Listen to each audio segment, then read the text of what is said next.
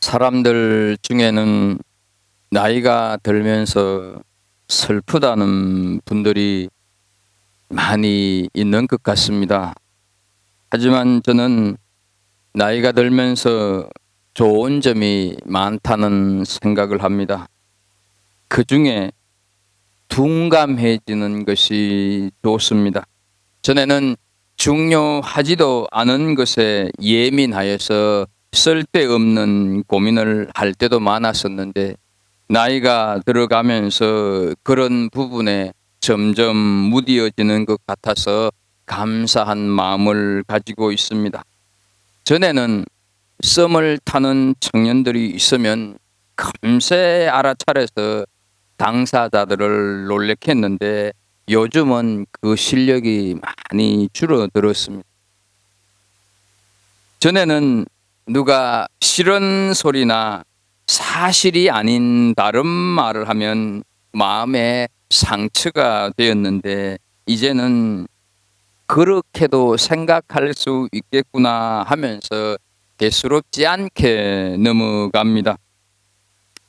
상대의 지적에 따라 마음의 요동이 없으니 오히려 그것으로 인해서 저 자신을 돌아보고 살피게 되어서 감사한 마음이 드는 것이죠. 이런 의미에서 점점 무뎌져 가는 것이 좋구나 하는 생각이 듭니다. 그러나 이 무뎌져 가는 것과 함께 더불어 찾아오는 고민은 무뎌지지 말아야 할 것까지 다 무뎌지는 현상입니다. 매 주일 설교를 준비하는데 비록 부족하고 어설픈 것과 실수들이 많지만 40대 중후반 때는 성경을 읽으면 그 의미와 뜻이 금세 생각이 나고, 큐티를 해도 설교에 적용할 내용들이 새록새록 떠올랐습니다.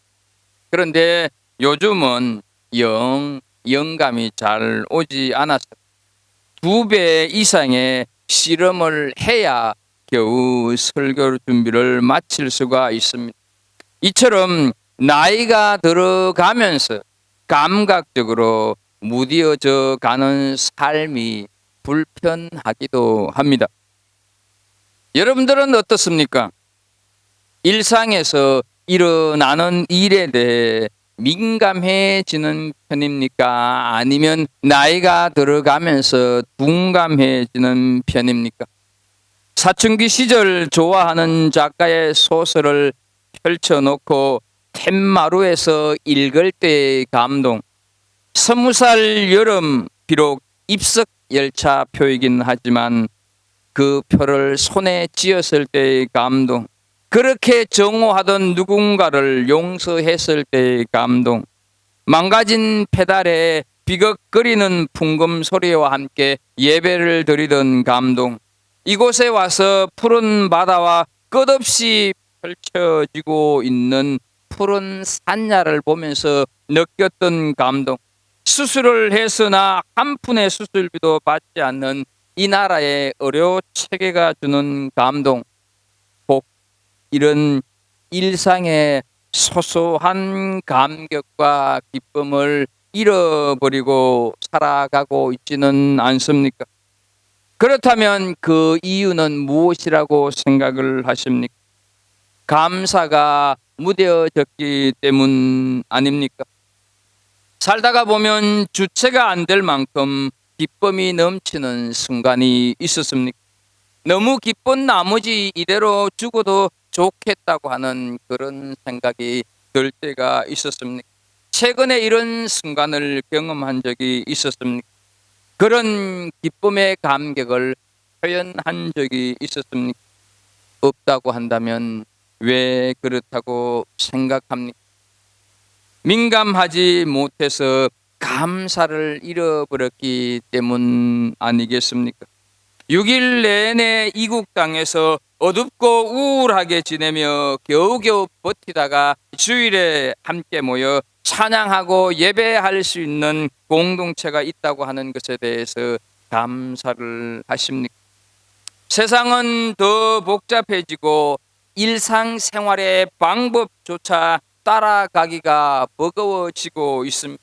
돈이 우상이 되어서 자식도 죽이는 세상은 점점 더 복잡해지고 우리의 마음은 불안하고 우리의 마음을 아프게 하는 일들이 끊이질 않고 있습니다. 세상이 발달하면 더 행복해질 것이라고 하는 기대는 희망 고문에 불과합니다. 이런 세상에서 우리가 기쁨과 행복을 찾을 수 있는 길은 주 안에서 감사를 회복하는 것입니다. 잃어버린 감사, 놓쳐버린 감사를 다시 찾는 것이 우리 삶의 행복의 비결이 된다 하는 것이죠. 무엇보다도 신앙인인 우리는 감사를 다시 찾아야 할 줄로 믿습니다. 가전 위협과 모함에도 심지어 목숨이 위태로운 현실에도 감사를 놓치지 않았었고 감사를 잃어버리지 않았던 한 사람, 다니엘을 오늘 본문이 소개하고 있습니다. 다니엘은 유다가 바벨론에 멸망하면서 어린 나이에 포로로 잡혀갔습니다.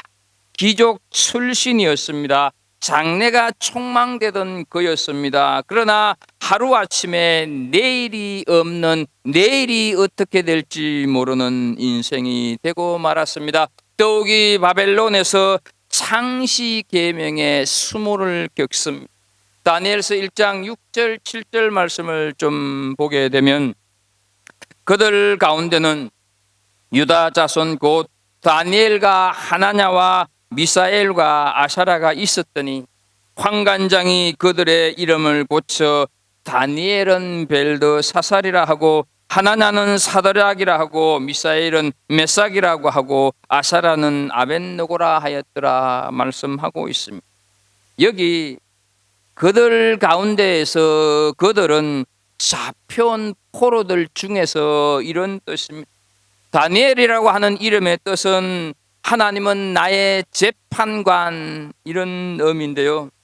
바뀌어버린 벨드사살은 벨이여 나의 생명을 보호하소서라고 하는 뜻으로 이때의 벨은 바벨론의 신을 가리킵니다.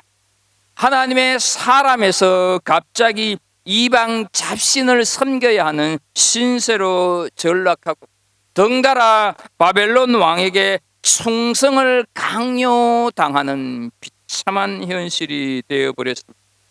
이때 다니엘의 나이는 청소년에 불과했다고 하는 사실입니다. 방황과 갈등의 시기인 청소년, 하나님을 원망하기도 충분한 현실 아닙니까? 부모의 도움을 받으면서 살아가야 할 나이에 포로로 잡혀온 것은 이스라엘 백성들이 하나님을 떠나 배교했기 때문입니다.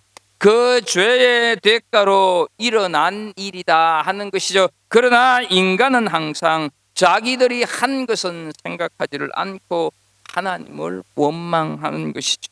왜 하나님께서는 우리 민족을 도와주시지 않는 것입니까? 왜 내가 여기까지 잡혀와야 하는 것입니까? 왜 나라가 망하도록 그냥 내버려 두십니까? 하나님이 계신 것은 맞습니까? 하나님이 계심에도 나라가 망했다고 하는 것은 그러면 하나님이 무능력하기 때문 아닙니까? 이렇게 원망할 수도 있습니다. 그런데 다니엘에게서 하나님을 원망하고 탓하는 모습을 전혀 찾을 수가 없고 오히려 감사하고 있다 하는 것이지. 오늘 본문 10절을 보게 되면 다니엘이 이 조서에 왕의 도장이 찍힌 것을 알게도 자기 집에 들어가서는 윗방에 올라가 예루살렘으로 향한 창문을 열고 전에 하던 대로 하루 3번씩 무릎을 꿇고 기도하며 그의 하나님께 감사하였더라. 이 말씀의 배경을 우리는 좀 살필 필요가 있습니다. 포로로 잡혀간 다니엘은 바벨론이 페르시아 왕조에게 망하면서 다시금 이 페르시아 왕조에서 인정을 받아 가지고 페르시아 제국의 총리로 임명을 받습니다. 하지만 이 총리로 임명받는 것이 오히려 절체절명의 위기를 불러오고 있습니다. 다니엘이 워낙 총명하여서 다리오 왕이 120명의 도지사를 총괄하는 선임 총리로 삼으려고 하자 급부상하는 다니엘을 시기하고 경계한 정적들이 그에게 올가미를 씌우기 시작하는 것입니다. 오늘 본문 4절에 보면 이에 총리들과 고관들이 국사에 대하여 다니엘을 고발할 근거를 찾고자 하였으나 아무 근거 아무 허물도 찾지 못하였으니 이는 그가 충성되어 아무 그릇됨도 없고 아무 허물도 없음이었더라. 혹시 뇌물 받은 것은 없는지, 혹시 총리 직위를 이용해서 부정 축제는 하지 않았는지 사사시 뒷조사를 하는 것이죠. 하지만 아무리 뒷조사를 해도 다니엘을 올가맬 근거가 없었습니다. 여기에서 멈추면 좋았겠는데 악은 그렇지 않습니다. 어떻게 하든지 그리스도인들을 구렁텅이에 빠뜨리려고 하는 것이 악의 성질. 그래서 우는 사자와 같이 삼킬 자를 두루 찾는 것이 세상의 악이다 하는 것이. 고발할 근거를 찾지 못한 정적들은 다니엘을 올무에 빠뜨릴 다른 계획을 세웁니다. 다니엘의 신앙을 흠집내기 위해서 다리오 왕을 움직이기 시작했습니다. 8절을 보면 앞으로 30일 동안 그 누구도 왕 이외의 사람이나 신에게 무엇을 구하면 사자굴에 넣기로 그런 법을 제정해서 왕의 도장을 찍고 온 나라에 공포를 합니다. 이런 상황 속에서도 다니엘은 전에 하던 대로 하나님께 기도하며 감사를 했다 하는 것이죠. 사실 다니엘에게서 감사할 조건은 하나도 없었습니다. 감사하기는커녕 불안과 두려움 그리고 하나님에 대한 원망으로 가득 차야 할 상황이 지금 다니엘이 직면해 있는 상황이다 하는 것이죠. 그는 지금 악한 정적들에게 둘러싸여서 올가미에 걸려들었습니다. 죽음의 그림자가 드리우는 사면 초가의 위기를 만나고 있습니다. 그런데 놀랍게도 다니엘은 이런 상황에서 감사를 드렸다 하는 것이죠. 이것이 어떻게 가능할까 하는 것이죠. 그 실마리를 우리는 10절 끝부분에 있는 전에 하던 대로 이 말씀 속에서 찾을 수가 있습니다. 세번역 성경에는 늘 하듯이, 현대인의 성경에서는 전에 항상 하던 대로, 유진 피터슨 목사가 번역한 메시지 성경에서는 늘 하던 대로라고 번역을 하고 있습니다. 여러분 어떤 뜻인지 잘 아시겠죠? 여기서 우리는 다니엘이 어떻게 그런 상황에서도 감사를 놓치거나 감사를 포기하거나 잃어버리지 않았는지 알아볼 필요가 있다 하는 것이죠. 첫 번째, 전에 하던 대로는 다니엘이 신앙의 원칙을 끝끝내 지켰다 하는 사실. 다니엘 1장 8절 말씀을 좀 보면 다니엘은 뜻을 정하여 왕의 음식과 그가 마시는 포도주로 자기를 더럽히지 아니하리라 하고 자기를 더럽히지 아니하도록 환관장에게 구하니라고 말씀을 합니다. 뜻을 정했다고 하는 것은 원칙을 정했다고 하는 뜻 아닙니까?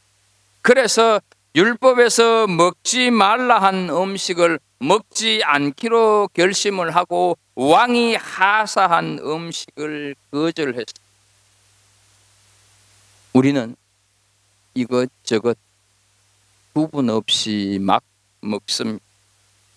안 먹으면 대접하는 분의 성의를 무시한다는 생각에 안 마시면 분위기를 깨진다고 한 번 정도야 괜찮다며 마구잡이로 먹습니다.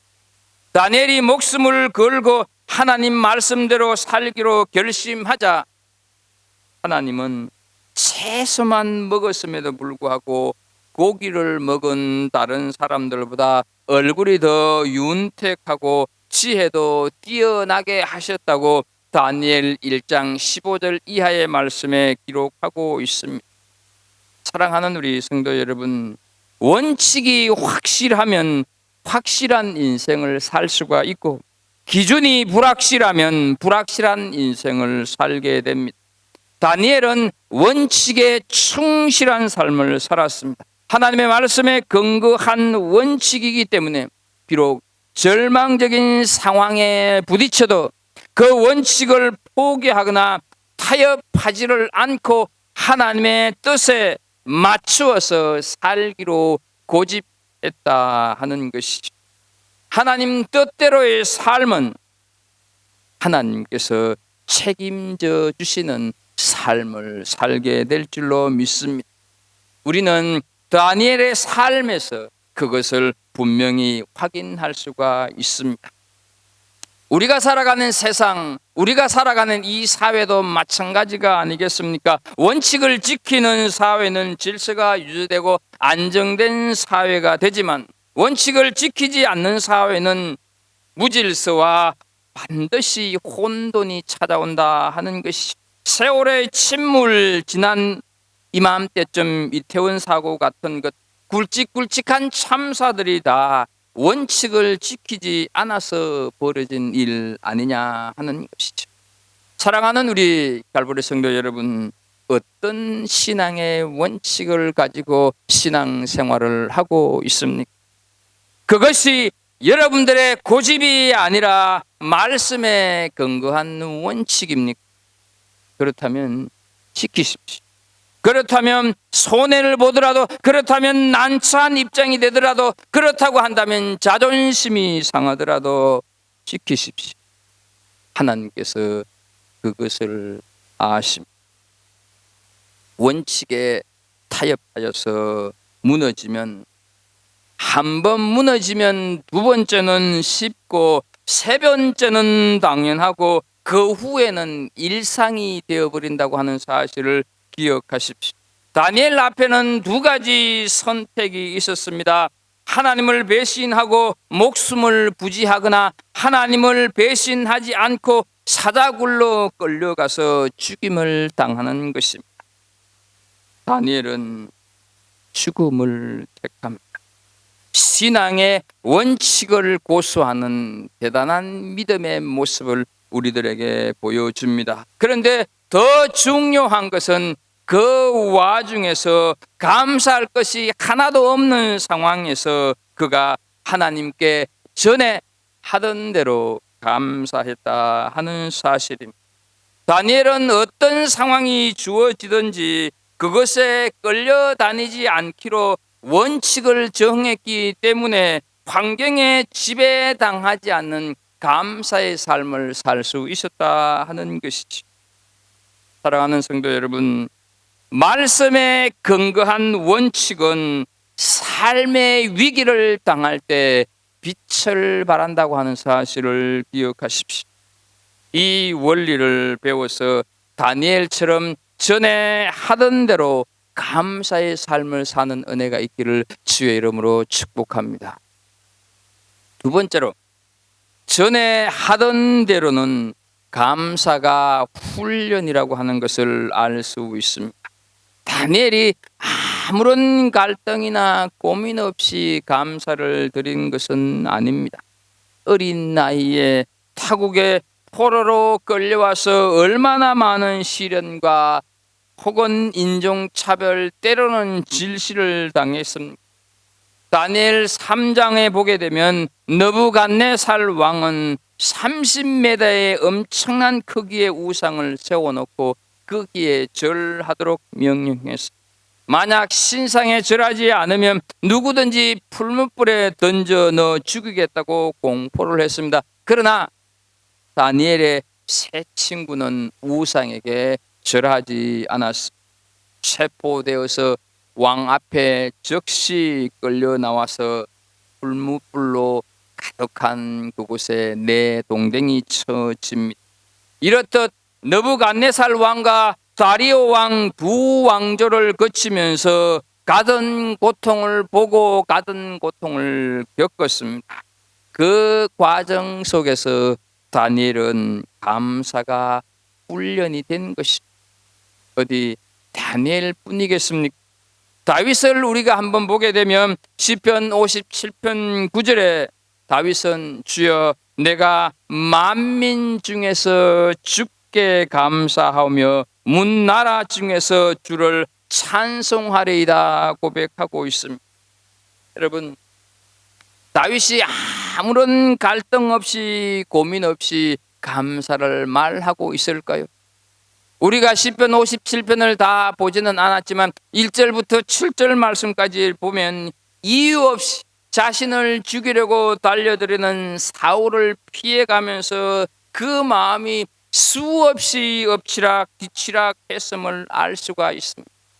하나님을 바라보았다가 원수를 보고는 마음이 무너졌다가 회복되었는가 싶으면 또 현실 앞에 함몰되었다가 또 힘을 내는가 싶으면 다시 마음이 무너지는 과정을 반복하고 하고 또 하다가 드디어 이 구절에 와서 감사를 하고 있다 하는 것이죠. 이 감사가 나오기까지 얼마나 많은 훈련의 과정이 있었을까요? 이런 과정을 거치면서 결국 감사를 할 수 있었던 것 아니겠습니까? 다니엘도 마찬가지였습니다. 그가 이런 어려운 상황 속에서도 감사를 할 수 있었던 것은 불같은 연단을 통해서 훈련이 되어졌기 때문입니다. 수많은 훈련의 과정을 거치면서 그 고통스러운 모든 상황이 전부 감사로 성화될 수 있었다 하는 것이죠. 그래서 감사는 훈련입니다. 전에 하던 대로 이 말 속에는 다니엘이 항상 감사하면서 살아왔음을 우리에게 도전하고 있습니다. 다니엘은 어떤 상황 가운데서도 감사가 훈련되어 있었다 하는 것이죠. 지금 다니엘이 왕이 선포한 그 조서 때문에 특별 기도를 하면서 감사하고 있는 것이 아니라 전에 하던 대로 감사 기도를 하고 있다 하는 사실. 사랑하는 성도 여러분, 저는 여러분 한 사람 한 사람 모두가 다 평탄한 인생을 살기를 바랍니다. 그러나 때때로 하나님이 우리로 하여금 감사 훈련 학교에 입학시킬 때도 있다 하는 사실을 기억하십시오. 그때 어떻게 하시겠습니까? 눈물을 흘리면서도 감사하는 능력을 배우시는 은혜가 있기를 축복합니다. 바울 사도는 감옥에 있으면서 빌립보 4장 11절에 보게 되면 내가 궁핍함으로 말하는 것이 아니니라 어떠한 형편에서든지 나는 자족하기를 배웠노라. 감옥에 있음에도 불구하고 나는 어떤 형편에도 자족하기를 배웠다고 훈련했다고 고백하고 있습니다. 자족은 타고나는 것이 아닙니다. 감사는 타고나온 것이 아닙니다. 배우고 훈련하는 것이다 하는 것을 기억하십시오. 우리는 다니엘을 보면서 다니엘 참 대단한 사람이네, 정말 멋진 사람이야 이렇게 끝내버리면 안 된다 하는 것이죠. 우리 인생이 다니엘처럼 인생의 위기, 생사의 갈림길에 직면하지 않는다는 보장이 어디에 있습니까? 그때 다니엘이 그랬던 것처럼 전에 하던 대로 감사 기도가 터져 나와야 하지 않겠습니까? 그러려면 우리는 감사가 훈련되어져 있어야 한다 하는 것이죠. 운동선수들이 왜 하루도 쉬지 않고 똑같은 훈련을 매일매일 반복하고 훈련을 합니까? 훈련을 해야 실제 시합에서 이길 수가 있기 때문 아닙니까? 마찬가지로 감사도 훈련입니다. 갈수록 우리 신앙의 현실이 더 나빠질지언정 좋아지지는 않을 것입니다. 그러므로 우리는 전에 하던 대로 감사 훈련을 해야 할 필요가 있다 하는 것이죠. 그렇지 않으면 더 큰 환난과 고통의 때가 오면 우리는 여지없이 무너질 수가 있습니다. 디모데전서 4장 7절 8절에 보면 망령되고 허탄한 신화를 버리고 경건에 이르도록 네 자신을 연단하라. 육체의 연단은 약간의 유익이 있으나 경건은 범사에 유익하니 금생과 내생에 약속이 있느니라 말씀하고 있습니다. 우리에게 다가온 이 여러 가지 현실적인 아픔을, 어려움을 감사 훈련으로 이겨내시는 은혜가 있기를 주의 이름으로 축복합니다. 마지막 세 번째입니다. 이 다니엘의 전에 하던 대로의 감사는 습관이다 하는 것을 배우게 됩니다. 아무리 보아도 우리는 지금 다니엘이 감사 기도를 하고 있을 상황은 아니지 않습니까? 다시 우리는 10절을 좀 살펴보겠습니다. 다니엘이 이 조서에 왕의 도장이 찍힌 것을 알고도 자기 집에 돌아가서는 윗방에 올라가 예루살렘으로 향한 창문을 열고 전에 하던 대로 하루 3번씩 무릎을 꿇고 기도하며 그의 하나님께 감사하였다. 자세히 보십시오. 왕의 도장이 찍힌 것을 알았는데도 예루살렘을 향한 창문을 열고 전에 하던 대로의 감사 기도를 했다 말씀하지 않습니까? 지금 죽느냐 사느냐 하는 형편인데 다니엘이 바보라서 이렇게 하고 있는 것일까요? 여러분, 결코 다니엘은 바보가 아니었습니다. 전에 하던 대로라고 하는 뜻은 어떤 의미겠습니까? 몸에 배였다 하는 뜻 아니겠습니까? 몸이 저절로 반응할 정도로 습관이 되어 있었다 하는 것이죠. 본문 7절에 보게 되면 이제부터 30일 동안에 누구든지 왕 이외의 어떤 신에게나 사람에게 무엇을 구하면 사자굴에 던져 넣기로 한 것이니이다. 이렇게 기록한 것을 우리는 함께 읽었습니다. 여러분, 그렇다면 한 달만 묵상으로 기도하면 안 되었을까요? 만약 다니엘이 한 달 기도를 쉬었다고 하나님께서 진노하셨을까요? 하나님께서 역정을 내실까요? 그렇지 않습니다. 하나님께서는 꽉 막히신 융통성이라고는 제로인 분이 아니시다 하는 것이죠. 북한에 있는 성도들은 목소리로 찬송을 못하고 목소리로 소리내어서 기도를 못합니다. 그렇다고 해서 하나님께서 그 찬양, 그 기도를 듣지 못하십니다. 또한 기도 장소를 좀 바꾸었으면 어떻습니까? 늘 하던 장소에서 기도했기 때문에 정적들이 너무나 잘 알고 있었던 것 아니겠습니까? 기도 장소를 바꾼다고 해서 하나님께서 다니엘의 기도를 못 들으실까요? 않습니다. 하나님께서는 우리가 어디에서 기도하든지 다 들으시는 분입니다. 이불을 뒤집어 쓰고 기도해도 하나님께서는 들으십니다. 그래서 기도 장소만 바꾸어도 위기를 모면할 수 있는데 다니엘은 그렇게 하지 않았다 하는 것이죠. 그리고 여러분, 창문을 좀 닫고 하면 안 되는 것입니까? 늘 하던 대로 버젓이 열어놓고 기도하니까 고발의 요소가 되었던 것이죠. 차라리 창문을 닫고 하게 되면 오히려 정적들에게 빌미를 주지 않을 수 있는 지혜로운 모습 아니겠습니까?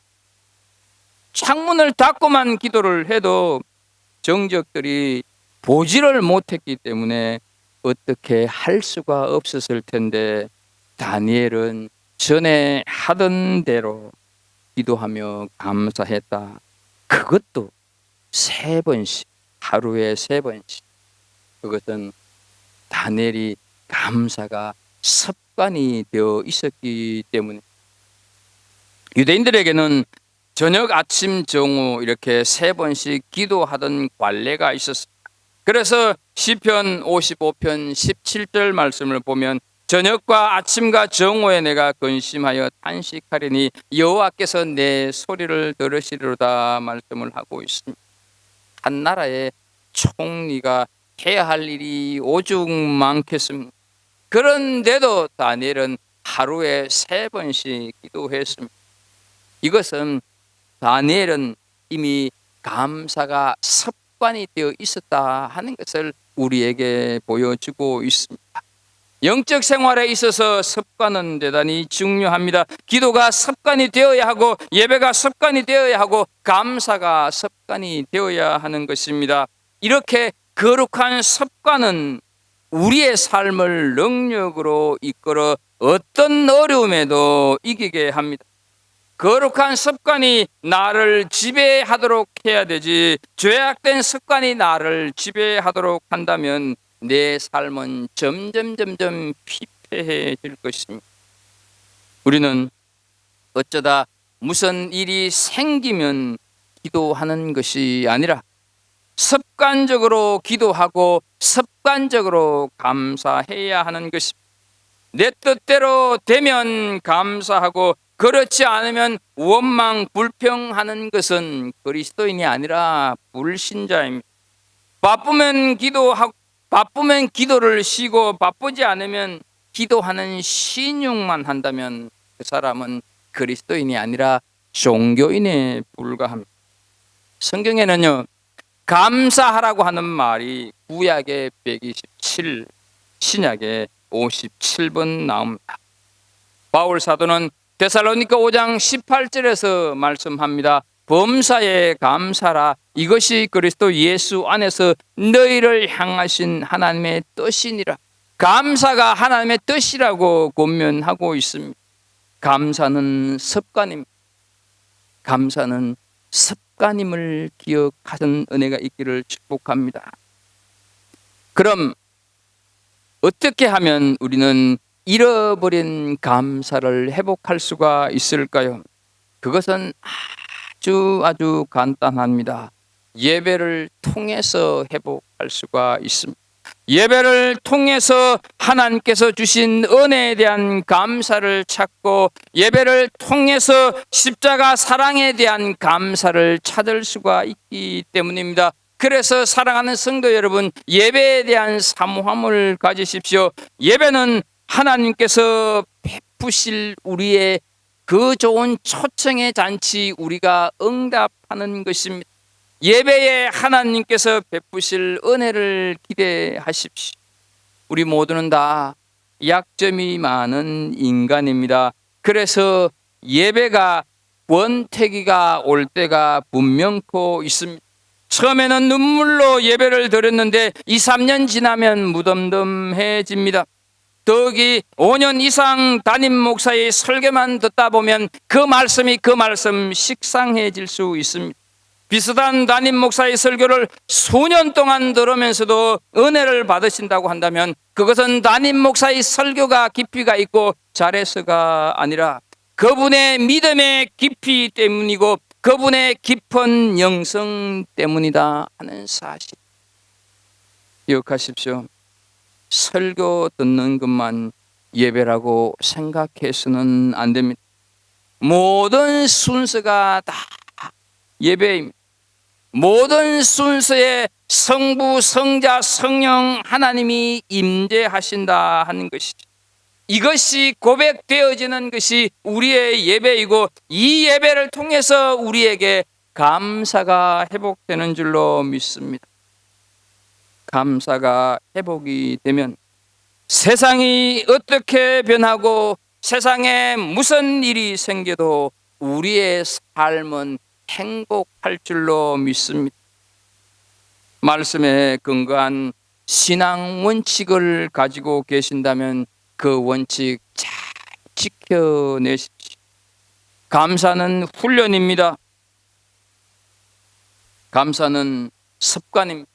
오늘 감사주일로 지킨다고 지난주에 말씀을 드렸는데 다른 때는 몰라도 지나간 한 주만이라도 감사를 좀 훈련해 보셨습니까? 감사는 훈련을 통해서 몸에 배게 하는 습관입니다. 나이가 들면서 신앙생활에 연수가 많아질수록 일상에서 감사가 둔감해지는 것이 아니라 민감해짐으로 인하여서 주 안에서 세상이 어떻게 달라지고 변해진다 할지라도 행복한 삶을 살아내는 우리 갈보리 성도들이 되기를 주 예수 그리스도 이름으로 축복합니다. 하나님 아버지, 우리는 감사를 해야 한다는 걸 알지만 감사보다는 불평과 원망 속에 하루하루를 살아갈 때가 더 많습니다.